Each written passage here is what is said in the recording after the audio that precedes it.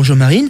Ce matin, on va parler d'amour et toi Marine, tu voulais qu'on parle d'un sujet un peu plus intime. Bonjour Ludo, je voudrais qu'on parle d'un sujet encore parfois tabou mais essentiel, la libido et la santé sexuelle, parce que le désir c'est pas seulement dans la tête, c'est aussi très biologique. Ah bon, on parle d'hormones alors? Exactement.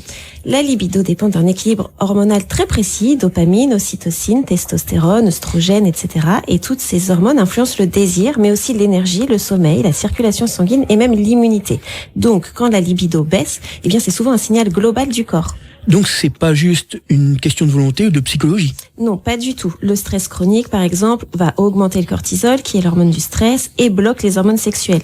Le manque de sommeil, lui, perturbe la production hormonale. Certaines carences, comme le zinc ou la vitamine D, peuvent aussi jouer un rôle. Et bien sûr, il y a la dimension émotionnelle et relationnelle qui influence directement le cerveau du désir. Concrètement, ça se traduit comment? De plusieurs manières, mais principalement chez les hommes, on va retrouver des troubles de l'érection, parfois liés à un problème circulatoire. Chez les femmes, on va avoir une baisse de désir, une sécheresse ou même des douleurs. Et surtout, sachez que c'est très fréquent et à tout âge. Donc le message, on en parle. Absolument. Il n'y a aucune gêne à consulter. Donc son médecin, sa gynécologue, son urologue, son sexologue, tous ces corps de métier sont là pour vous aider. La santé sexuelle fait partie de la santé globale, vraiment.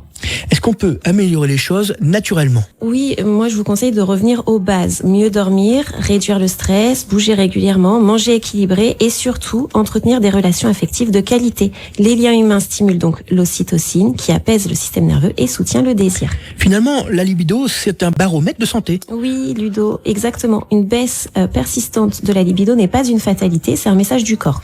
Donc écouter ce message, c'est déjà prendre soin de soi.